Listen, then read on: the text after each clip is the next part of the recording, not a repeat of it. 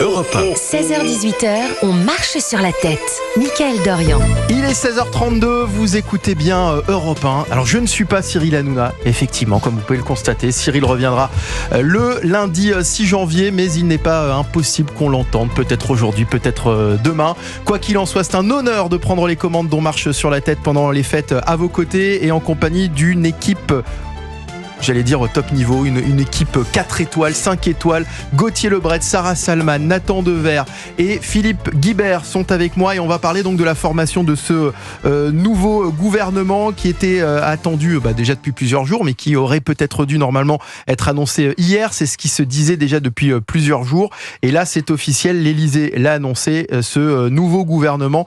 Les nouveaux ministres seront donc dévoilés, ce nouveau casting à 18h30 tout à l'heure. On est toujours avec Olivier également, qui est à Calais, auditeur de Calais, qui réagissait avec nous sur la situation à Mayotte. Alors d'abord, une question, Olivier, est-ce que ça vous choque justement, vous, que ce nouveau gouvernement, qu'on attend déjà depuis plusieurs jours, c'est-à-dire qu'il aurait pu tomber hier, il aurait pu tomber avant-hier, on aurait pu peut-être s'organiser pour que cette annonce se fasse demain matin, même si c'est vrai que veille de Noël, ça aurait peut-être été un peu compliqué, mais on a choisi encore une fois finalement de faire demain tomber... matin, c'était pas impossible. Hein. Demain matin, c'était pas et les impossible. passations de pouvoir. Mais est-ce que ça vient pas rajouter une couche finalement à tout l'épisode Mayotte qui clairement n'a pas été d'une grande réussite pour le gouvernement, Olivier ? Oui, alors ça n'a pas été une grande réussite, exactement. Et puis l'annonce du nouveau gouvernement, il faut savoir que c'est une petite vengeance de M. Macron envers M. Bayrou, qui lui a tordu le bras pour être Premier ministre. Donc il a retoqué 4 fois des propositions de ministres. Hein. Il faut le savoir, vous devez le savoir en tant que journaliste. Il a retoqué 4 fois depuis 8 jours une proposition de ministre. Donc il attend le dernier moment. Alors oui, c'est un peu indécent pour une journée de deuil, parce que c'est affreux ce qui vit à Mayotte, je me répète, c'est affreux, c'est terrible, ce n'est pas des sous-citoyens français, c'est des citoyens français à 100%, j'allais même dire à 150%, bien sûr, évidemment. Mais qui vivent dans la misère totale depuis des décennies, qu'ils ont été abandonnés par la République depuis des décennies, Et puis malheureusement, la tempête qui est passée par là, donc ça, personne pouvait le prévoir. Ça, on est bien d'accord.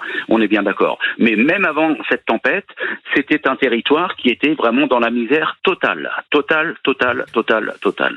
Donc là, il faut un véritable plan Marshall, pour notre département de Mayotte, pour nos Français qui sont là-bas. Il faut un véritable plan Marshall, parce que l'eau devait revenir aujourd'hui. Aujourd'hui, je regarde les infos. Moi, j'aime beaucoup la politique, la géopolitique. Il n'y a toujours pas d'eau qui arrive. Il n'y a toujours pas ça. Ça y va au compte-gouttes. Alors, les paroles, c'est bien. Les actes, c'est mieux. C'est ce qu'on disait. Les minutes de silence, les hommages, c'est bien. Mais les actes, c'est mieux. Et l'eau et l'électricité, c'est mieux. Nathan Dever, vous souhaitiez ajouter quelque chose ? Oui, je voulais ajouter, je suis d'accord sur le plan Marshall, mais sur la formation du gouvernement, je pense qu'il y a eu une erreur commune de la part de l'Élysée et de Matignon. Encore une ? Oui, mais en fait, c'est qu'ils ont cédé à la pression de l'opinion et du champ médiatique. On est aujourd'hui, en France, habitué à un régime présidentiel depuis le début de la Ve République. Donc, dans un régime présidentiel, la formation du gouvernement, ça va vite. On se retrouve, depuis les dernières législatives, dans une situation où il y a un blocage à l'Assemblée nationale qui a été commenté 1001 fois, à savoir qu'on ne peut pas constituer un gouvernement qui a une majorité stable. Et donc, c'est une situation qui rappelle celle de nos voisins européens qui ont des régimes parlementaires, qui rappelle le passé de la France, 4e et 3e République. Et quand on est dans une mentalité parlementaire, on peut mettre parfois des semaines, voire des mois à constituer un gouvernement, et c'est pas un problème, parce que c'est précisément tout le jeu. Et aujourd'hui, le problème, c'est précisément que l'opinion publique et le champ médiatique, je pense, n'ont pas encore totalement compris qu'on revenait à la situation de la 4e et de la 3e, qui foutent une pression de dingue sur l'Élysée et Matignon, que l'Élysée et Matignon ont fait cette promesse initiale qui était de dire ça va être hier soir, ça va être ce matin très tôt, etc. Et qui sont piégés par ça. Mais il y a un budget à voter. Mais j'ajouterais juste une dernière chose. Moi, c'est mon avis, franchement, entre nous. Est-ce qu'il n'aurait pas mieux fait qu'ils ne tiennent pas leur promesse de dire finalement, c'est pas juste avant Noël, même s'ils le font le 26 décembre. Ils n'auraient même pas dû la dire.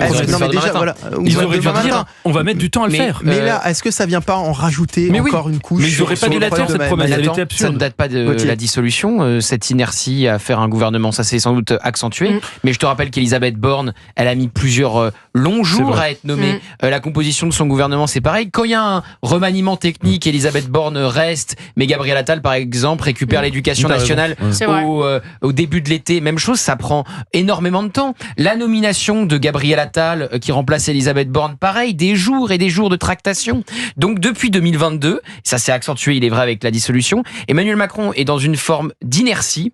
On ne sait pas très bien où il va. Il est en panne de récit. Les deux choses qu'il a réussi à faire, c'est sa réforme des retraites. Bon ou mauvais, c'est pas le sujet. Sa réforme des retraites, la loi immigration. Notre-Dame, effectivement, le chantier reconstruit en 5 ans, c'est peut-être... Enfin, c'est pas un bâtisseur. À la limite, c'est un reconstructeur. Mais enfin, c'est pas un bâtisseur, Emmanuel Macron. Oui, c'est déjà pas mal. Giscard d'Estaing avait fait le musée d'Orsay, Mitterrand avait fait la pyramide du Louvre. Voilà, il a rebâti. Bon. Il a tenu une promesse, il est vrai. Il avait promis un chantier en 5 ans à laquelle personne ne croyait. Il a tient jamais une promesse, ça nous surprend. C'est une inertie quand même qui est là depuis 2022. Non, et ce quinquennat est devenu un immense gâchis avec cette dissolution où on ne peut plus rien faire et où les gouvernements vont s'enchaîner tous les 3, 6, 9 mois. Mais on va pas refaire le match à chaque fois, Gauthier. Pourquoi pas parce qu'on savait très bien que ça ne tenait pas à la rentrée. Franchement, on peut être honnête quand même. Non, c'est pas vrai. Ça aurait pu durer 3 mois de plus. Attends, on a fait une dissolution. On a fait une dissolution. Juste une phrase. On a fait une dissolution. Alors après on laisse Philippe, je promets, je le jure. On a fait une dissolution pour éviter la censure d'un gouvernement et on a eu quoi au moment du budget, la censure d'un gouvernement. Super opération. Là-dessus, vous avez parfaitement raison. Mais de dire que ça aurait tenu à la rentrée sans dissolution et que tout se serait bien passé, c'est complètement faux. Tout le monde le sait qu'après la défaite des européennes, tu crois que les LR auraient censuré les LR auraient censuré le gouvernement? Mais évidemment, enfin. Bref, on peut refaire le match 15 soirs. La réalité, quand même, Nathan a quand même un peu raison. C'est-à-dire que à partir du moment, un peu en partie raison, parce que quand même de faire un gouvernement aujourd'hui, c'est beaucoup plus compliqué qu'il y a 6 mois. Oui, mais il y a un budget à voter, donc on peut pas mettre 3 ans Alors non plus. après, Sarah, vous avez raison, il y a un budget à voter qu'il faut retoucher par rapport à ce qu'a préparé Barnier, et qu'en vérité, l'heure de vérité de François Bayrou et de ce gouvernement, ça sera à la mi-février. Moi, je pense pas qu'il sera renversé à la mi-janvier. Moi, j'ai une question à vous poser. Ou pas. J'ai une question à vous poser. On va la poser à Olivier d'ailleurs. Est-ce que vous croyez vraiment là que tout ce feuilleton intéresse encore les Français? Non, franchement. Non, mais c'est-à-dire que là, on est dans une mauvaise série Netflix en fait. C'est-à-dire exactement. Mais les Français, ils attendent même plus la nomination du gouvernement. Mais c'est ça, c'est-à-dire que est-ce que vous croyez pas qu'ils en ont assez, que finalement ils se disent que peu importe le casting, ça va rien changer à leur quotidien. C'est un éternel reconnaissement. Alors Olivier, qu'est-ce que vous en pensez vous faites quoi dans la vie? Je vous ai même pas demandé. Vous faites quoi dans la vie, Olivier? Moi, je suis transporteur à Calais. À Calais, d'accord, très bien. Et vous connaissez un peu Mayotte? Non, du tout, mais je suis très penché mais vous suivez évidemment, etc. Donc voilà. Bon. Donc moi, ce que j'en pense, c'est que François Bayrou, quoi qu'on en pense, c'est l'homme de la situation. C'est l'homme de la situation, et il était avant-gardiste en 2007, où il a fait 18%, souvenez-vous. Il était 3e parce qu'il voulait déjà un gouvernement de plusieurs forces politiques, déjà en 2007. Donc, malheureusement, il avait 10 ans de retard. 10 ans après, Emmanuel Macron a réussi à faire croire aux Français en 2017 qu'il allait prendre tout le monde, gauche, droite, gauche, droite, gauche, droite. Mais François Bayrou est l'homme de la situation et vous allez être surpris. Tout le monde le critique, tout ça. Mais moi, je peux vous dire, en plus l'avoir côtoyé un petit peu, je peux vous dire qu'il va faire quelque chose de bien. Maintenant, on a envie de vous croire. Vous savez que c'est le Premier ministre le plus impopulaire de l'histoire de la 5e en aussi peu de temps. Justement. Non, c'est pas normal. Tout le monde n'a pas fait la première semaine qu'il vient de faire à Matignon. Surtout la première semaine. Non. C'est là où on est populaire, justement, la première semaine. En pleine crise politique, alors que le système politique ne bouge plus. Je ne sais pas si c'est normal, Philippe. 66% des Français insatisfaits du nouveau Premier ministre. Comme s'il n'était pas responsable. Un sondage IFOP pour le JDD. Il y a évidemment le contexte, et puis lui-même, il est responsable aussi de ce qu'il fait et des polémiques qu'il déclenche. Pour rappel, Michel Barnier, Gabriel Attal avaient respectivement recueilli. C'est la politique actuelle. 55% et 46%, ça c'était pour Michel Barnier et Gabriel Attal, d'insatisfaction dans les jours qui avaient suivi leur nomination. Donc on est sur un record historique d'impopularité, Nathan. Mais vous avez dit quelque chose de majeur, Mickaël, tout à l'heure. Le décalage entre la classe politique et la situation de la France n'a jamais été aussi grand de l'histoire de la 5e. Je déteste la démagogie. Je déteste l'attitude consistant à dire tous pourris, tous corrompus, ou tous attirés par le pouvoir, tous opportunistes. Il va y avoir un mais. Mais là, il n'y a pas d'autre explication.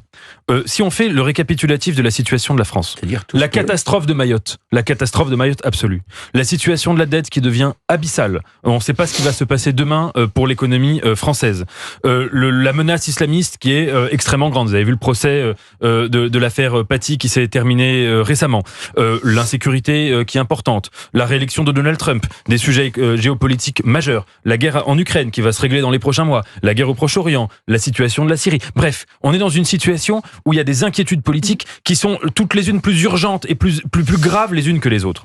Et en face, on assiste à quoi depuis les dernières législatives? À des politiques qui nous cassent les pieds depuis des mois, en nous imposant de manière presque, je vais employer le mot qui est dur, mais de manière presque pornographique, le spectacle de leur cupidité, de leur avidité, de leurs petites ambitions, les unes par rapport aux autres. Qui va avoir une voiture de fonction? Qui va faire dodo dans tel ministère? Qui va... Excusez-moi, c'est d'une médiocrité cette situation et d'un décalage entre la classe politique et les Français qui est extrêmement grave. Et vous verrez aux prochaines élections législatives. Les dernières élections législatives, il y avait une participation inédite depuis des décennies parce que les Français avaient envie de parler politique, ils avaient des idées, quel que fût leur bord. Et regardez, il y a eu un front républicain qui a marché. Quand Marine Le Pen ou quand le Rassemblement National arrivera au pouvoir demain, on ne pourra pas, si vous voulez, cette classe politique qui donne un spectacle absolument affligeant d'elle-même, ne pourra pas demain feindre l'étonnement quand le Rassemblement National aura, si vous voulez, fait sauter ce plafond de verre. Vous êtes d'accord avec ça, Olivier? Je vous entendais. On écoute Olivier, s'il vous plaît. Mais bien sûr que si. Je parle pas d'argent, je parle de pouvoir. Franchement, vous avez un mépris pour le pouvoir, mais qui non, juste de l'objectivité. Non. Franchement, Sarah, est-ce que vous avez un jour mis un pied dans un ministère? Oui. Vous savez ce que c'est que la vie d'un ministre? Oui. Vous savez ce que c'est que la vie d'un cabinet ministériel? Franchement, là, vous êtes à un degré de démagogie. Non, quand vous regardez les avantages qu'ont les députés, vous pouvez pas dire que c'est négligeable.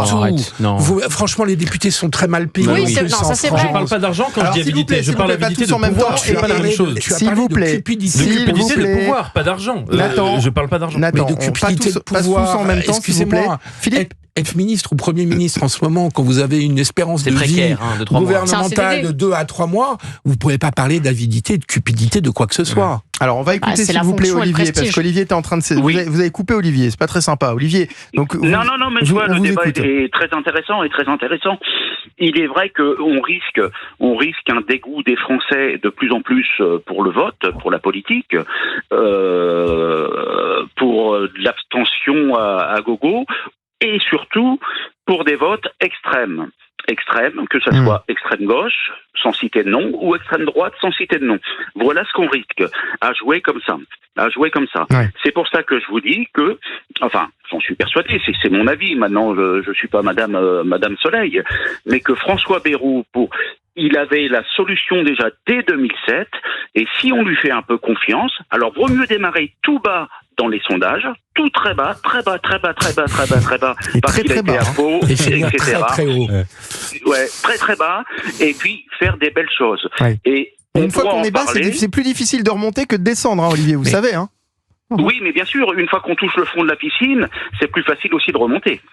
Oui, c'est une façon de voir les choses. Sarah, oui, c'est une façon de voir les choses. Enfin, on peut pas, comment dire, pardon, je me suis perdu, on peut pas descendre plus bas quand on est plus bas, oui. Oui, c'est vrai. D'accord. Effectivement, là-dessus, Olivier a raison. Oui. Mais on peut pas être populaire aujourd'hui. Comment voulez-vous être populaire? On peut pas être populaire. Bruno Retailleau est populaire. Quand on fait des choses, on est populaire. Vous pouvez pas dire on peut pas être populaire aujourd'hui. Mais je vais vous dire pourquoi Bruno Retailleau est populaire. Moi aussi, je vais vous dire pourquoi. Parce qu'il a fait des choses, qu'il a parlé aux Français, qu'il s'est déplacé, qu'il a identifié ce qui n'allait pas et qu'il a proposé des mesures absolument concrètes. Et là, on est populaire. Vous pouvez pas dire que personne ne peut être populaire. C'est des mesures qui ne coûtent rien ni en impôts ni en baisse de dépenses à qui que ce soit. Qui coûtent rien. Attendez, il prend les enjeux sécuritaires qui sont quand même la première préoccupation des Français. C'était même pas une critique de Bruno Retailleau. Vous dites on peut pas être populaire aujourd'hui. Justement de Bruno Retailleau. Bruno Retailleau, c'est celui qui a le plus fait pour ce gouvernement. Nous vivons un déni formidable de la classe politique, mais aussi des Français, sur ce qu'on doit faire, c'est-à-dire un budget qui est extrêmement difficile.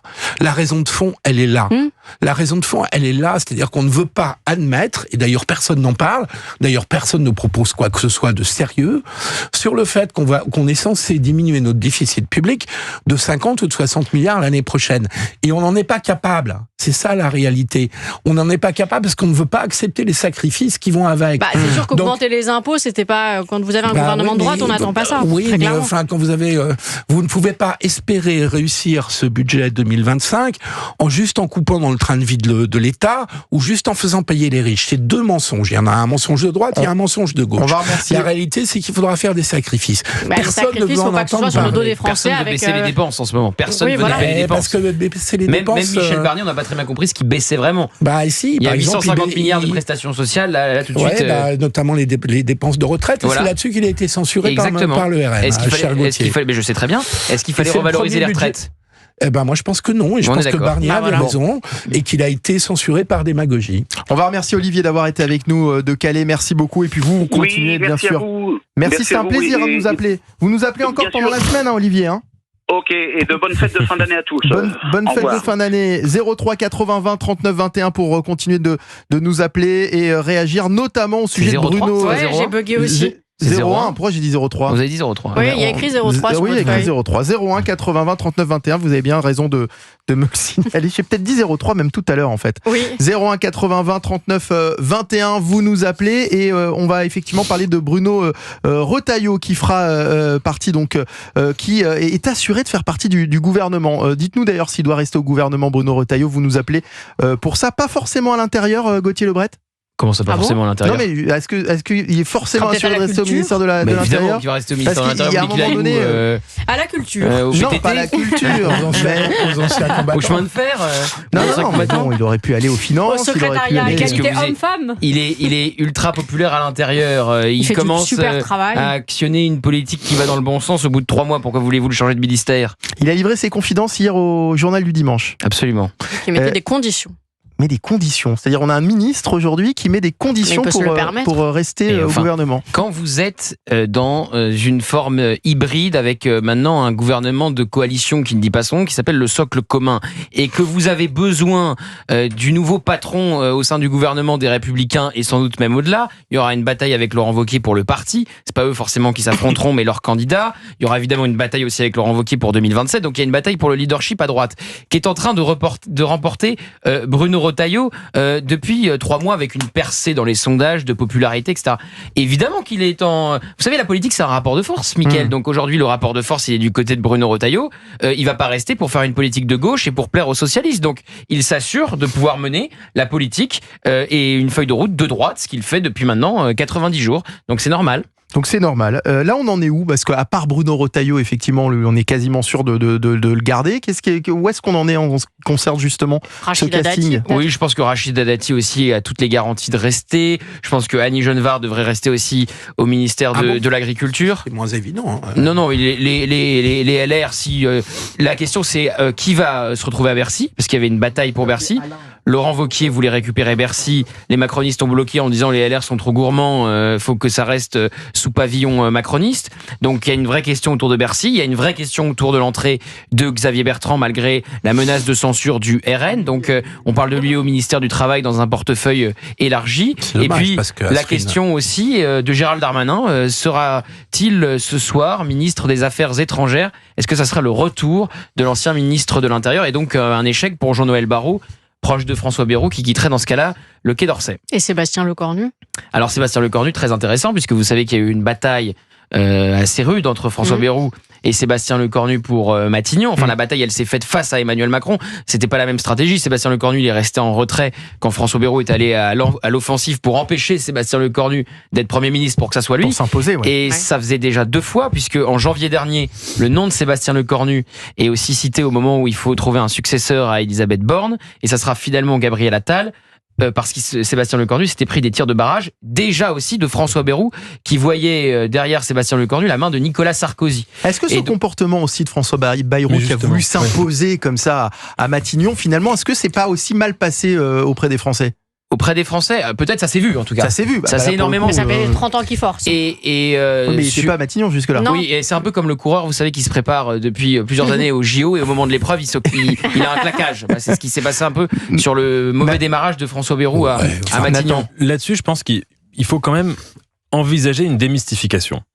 le récit qui a été construit sur ce gouvernement, c'est de dire que François Bayrou a fait du forcing à Emmanuel Macron, qui sont dans une situation de haine totale, qui se détestent, qui sont absolument pas d'accord. Permettez-moi de mettre quelques petits points d'interrogation dans ce récit, pour plusieurs raisons. D'abord parce que la menace de François Bayrou, elle avait aucun sens. Que les députés MoDem, qu'une feuille de papier à cigarette sépare du parti d'Emmanuel Macron, fasse une censure éventuelle contre le gouvernement de Sébastien Lecornu, je pense que c'était pas une menace très sérieuse. Vous croyez que ça n'a pas pesé? Ce que je veux dire, c'est que je pense que si Emmanuel Macron a cédé à cette menace, c'est pas parce qu'il avait peur de François Bayrou. C'est parce qu'il s'est dit que c'était dans son intérêt de faire ça. Et que c'était dans son intérêt, possible, de mettre en scène une sorte de distance, de désaccord, de différence vis-à-vis de François Bayrou, pour plusieurs raisons, notamment parce que vous avez vu qu'il y a beaucoup de partis aujourd'hui qui essaient de faire pression pour faire une démission du président de la République, et que donc avoir un Premier ministre qui donne l'impression d'être complètement émancipé de l'Élysée, c'est pas complètement idiot pour faire durer la chose plus longtemps. Ça protège. Et deuxièmement, même regardez hier soir, quand Emmanuel Macron et François Bayrou étaient censés se voir, qu'ils annulent en mettant hors scène leur division, que François Bayrou finit par aller à l'Élysée, etc. Je pense qu'il ne faut pas écarter l'hypothèse selon laquelle François Bayrou et Emmanuel Macron ricanent un peu ensemble de la situation et qu'ils ont orchestré un plan de communication visant à donner l'impression qu'ils sont en détestation alors que les choses sont plus compliquées que ça et qu'ils travaillent quand même un peu main dans la main.